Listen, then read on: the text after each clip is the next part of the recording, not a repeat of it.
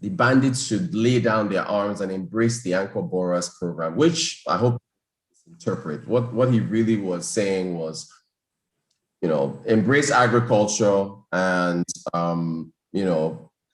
give up. He's essentially saying that employment is the answer to insecurity, is what he's trying to say. He also said that down the line, sometime, Nigeria could have its own digital currency, because he also addressed Bitcoin. He was asked about Bitcoin and cryptocurrencies and the China ban, banning him, restricting financial institutions from transacting in them. What else did he talk about? He also talked about the Anchor Borrowers Program. It talked about, the central bank trying to support manufacturing and households and so on. But the gist of everything is that essentially the MPC kept everything intact. So that's that that's as far as rates are concerned. So steady as she goes with the Monetary Policy Committee. He talked about inflation being a concern, the economy gradually picking up. Gradually, I have to use that word, gradually, as well. That's pretty much what we heard from Abuja. I understand Jobberman, another news, Jobberman, who's a job placement company, is looking to train about 120,000 NYSC corpers a year. What they're trying to do is partner with the Youth Service Corps and provide soft skills to corpers during the time that they're doing their program. The only issue is that to bring up insecurity again, it has affected the NYSC program. I remember when I'll put my hand up and I'll admit, when I did NYSC, I didn't want to be anywhere else besides Lagos or Abuja. Those are sadly the prime spots for people who want to complete their youth service. And if you think about how much insecurity has affected things in the country, corpers can't be posted in certain states.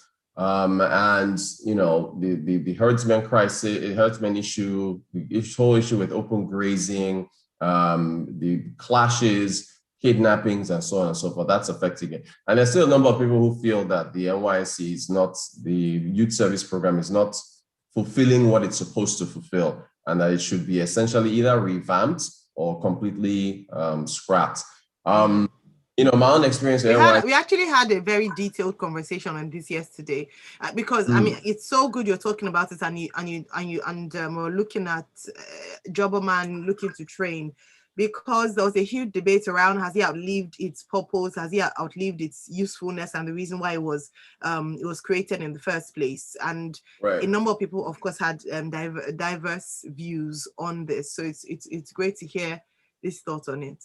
Yeah, it's again, you have to ask yourself, as far as where people are posted, whether they get anything, what they get from it, or if it's still something that has value. So if you've got the private sector wanting to come in and assist in trying to train corpers, then that'll help. Now, 120,000 a year, is that a number that can make a dent? Because increase, can other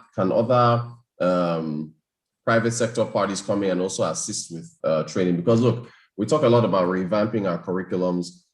We talk about whether or not we have graduates that are properly trained and know exactly what it is they're supposed to do when they come into the workforce.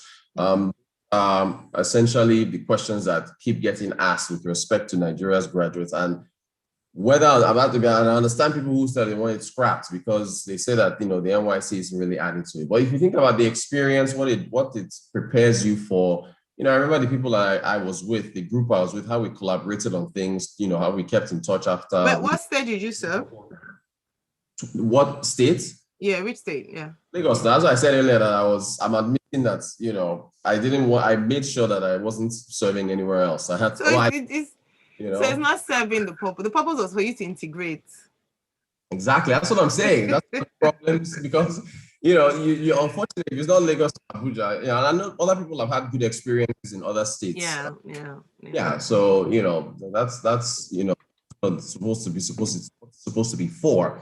But sadly, because of the state of things, it hasn't lived up to its potential. But we'll see what the what the outcome will be. But again, maybe that number needs to be increased with respect to how many people that are being trained. But good initiative from Jobberman. There's a young man that was arrested. He made the news yesterday. I think what's the name of this company? Now, a number of our listeners, they sent me messages with respect to this company. Shout out to Lowell and a number of other listeners. What's his name? The company name is Brisk Capital, and the founder was arrested. He was paraded by the EFCC. Which was only 21 years old. I think he was offering a 60% return after just 3 months. Dominic Joshua is his name. Let me forward you this this tweet from Business. Okay. One of the dailies did a profile on him. Business Day did a profile on him, and they didn't do their homework because they've now taken down the article. But trust the internet, they've been able to pull up the article that they wrote about him. It was a very, it doesn't do folks in business media like myself. It doesn't speak well of us for this type of article to be out there, because I read it and it didn't go into what he did. It just seemed like it was a promotional piece. And he said he's defrauded investors to the tune of about 2 billion naira. He said he's been investing for about 10 years. He's somebody that's only 21 years old. So if you're investing for years, you started at what age, So again, this is yet another reason for folks to be very careful when it comes to the type of investments that you're being offered. If somebody's telling you they'll get 60%, and I think, was it a month or after 3 months? If he's offering you that kind of return, it's wild. So there's a picture of him. Special Fraud Units, Lagos. I think it was arraigned not too long ago. Conspiracy to investment fraud and so on. Please, keep your eyes peeled and your ears peeled. If you hear any weird investment that's offering returns that are too good to be true, red flag should be going up. A young man at the age of 21 with that kind of sharp mind should be contributing more to society rather than defrauding people. And we in the media, when we are interviewing these folks, let's not get distracted by packaging and so on and be too quick to promote people without doing our own homework and asking questions so that people won't come back. Because, there are folks there that are, accusing the media, the newspaper now of just promoting him and adding to the issues because, they just profiled him not too long ago. October 2020, it was just October of last year that they wrote an article about him. And, we got when it comes to these type of things. Absolutely. Let me take a comment from Henry Emmanuel on WhatsApp. It says the CBN's Anchor Borrowers program has been a failure if you evaluate resources committee to output or resources committee at output. So I'm not exactly sure they should be promoting it as paradise for the unemployed. In a proper and accountable system, that program will be stopped or significantly overhauled. What's this process? I know we touched on the Anchor Borrowers program. I wouldn't call the Anchor Borrowers program a failure. That's going a bit too far. So far, about 600, I think the governor said about 630 billion has been disbursed to about 3.2 million farmers. And a number of those farmers have put the funds to use. Nigeria's per hectare, it's on the low end and it can be improved, but you need mechanized farming to be able to do that. We still need to find out how many of them have paid back all those loans. But to call it a failure, this Anchor Borrowers program has been in effect for 5 years. So there's improvement there's some improvements as regards to getting payment back and improving our yields. But it's helped, over 3 million farmers that have been able to gain access to the funds. So I wouldn't go as far as calling it a failure. A failure. All right, thank you. Yeah, so look, everybody shine your eyes because with respect to what's going out there, you got to be careful. Ray Dalio is an investor in the United States, and he's a billionaire. Yesterday, he made the news saying that some people will pick investing in Bitcoin over investing in bonds, which I thought was interesting. A bond, if you link a bond to a sovereign nation or a corporation, you've got cash flows, you can see where the money is coming from. would you invest in Bitcoin over a bond? I thought it was a very interesting comment that he made yesterday. Sparked off some talk. Which would you recommend? A bond. Rotus? I'm going with a bond because a bond is going.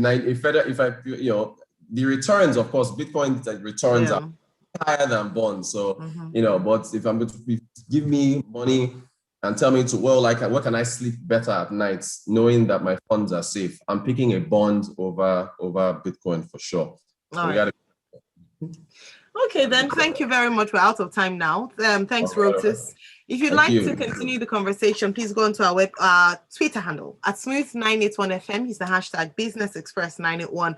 Rotus is at RotanQuote on Twitter. We continue the conversation. We're going to be talking about the interest rates at in a bit further during Freshly Press 981, in addition to other stories. So do stay tuned. The headline stories will be posted on all our social media platforms, so you can check that out. In the meantime, enjoy some smooth music here on Smooth 98.1.